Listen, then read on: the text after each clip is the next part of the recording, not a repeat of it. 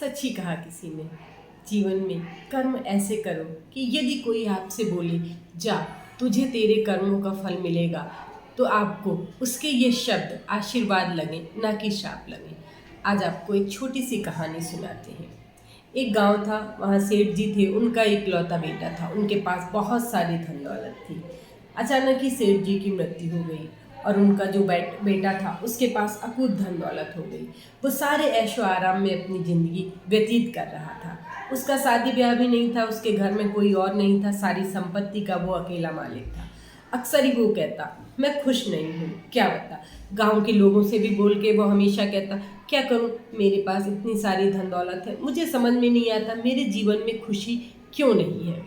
तभी गांव के लोगों ने उससे कहा कि अपने ही गांव के बाहर एक महात्मा जी हैं, तुम उनके पास जाओ, वो आपकी इस समस्या से जो आप ये परेशान हो इसके लिए आपको बताएंगे कि आप खुश क्यों नहीं हो।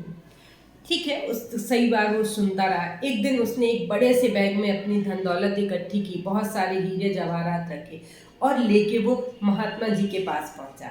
उनके पास पहुंचा और कहने लगा कि ये मेरे पास इतनी धन दौलत है, फिर भी मेरा मन नहीं लगता, मैं खुश नहीं हूँ, मेरे पास खुशी नहीं है। महात्मा जी ने कुछ भी नहीं कहा और उसका बैग लेके जो है उन्होंने दौड़ना शुरू कर दिया।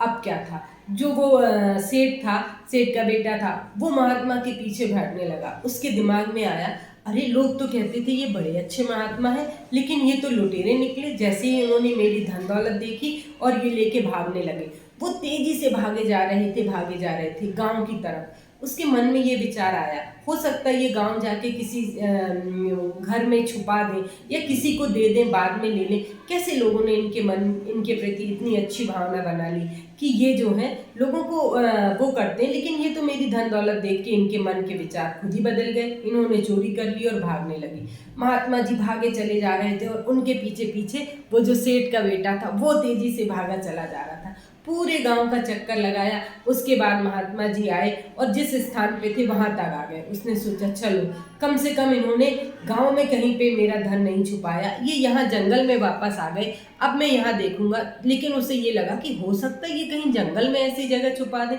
जहाँ मैं ढूंढ ना पाऊँ मेरी धन दौलत को। पर ये क्या था, थोड़ी देर बाद उसने देखा कि महात्मा जी बैठ गए और सामने ही धन दौलत से भरा बैग भी जो है वो रखा हुआ था। उसने महात्मा जी से जाकर कहा और प्रणाम किया कि आप जो है मेरी धन दौलत लेके कहाँ भागे जा रहे थे। महात्मा जी ने कुछ नहीं कहा और गांव वाले भी थे जो महात्मा जी के पीछे पीछे चल रहे थे, वो मुस्करा रहे थे, क्योंकि वो जानते थे कि महात्मा जी का किसी को कुछ भी समझाने का तरीका थोड़ी अलग है। उसने जल्दी से अपना वो बैग उठाया और बड़े सीने से लगा लिया, ये मेरी धन दौलत है, मेरे जीवन की सारी खुशियाँ तो इसी से ही है। महात्मा जी मुस्करा दिए। छोटी सी कहानी थी लेकिन बहुत कुछ कर दी है। हमारे जीवन में भी जो हमारे पास होता है हमें लगता है कि इससे हम खुश नहीं हैं और हम उसको दूसरों को देख के वो कहने लगते हैं कि मेरे पास ये नहीं है, मेरे मन में ये खुशी नहीं है, मेरे मन में ऐसा ही नहीं है। ये सिर्फ चीज़ों तक ही नहीं है, कई बार व्यक्तियों पे भी लागू हो जाती हैं। किसी को लगता है कि मेरे बेटे में ये कमी है, किसी को लगता है मेरे पति में, किसी को लगता है मेरी पत्नी में, और वो बाहर की तरफ भागने लगता है। हकीकत तो वही है, जो हमारे पास है उसमें ही संतोष करिए। जो हमारे पास है उसी से ही हमें खुशी मिल सकती है। बाहर जाने से हमें खुशी नहीं मिलेगी। छोटी सी बात थी लेकिन हमें बहुत कुछ सुना गई।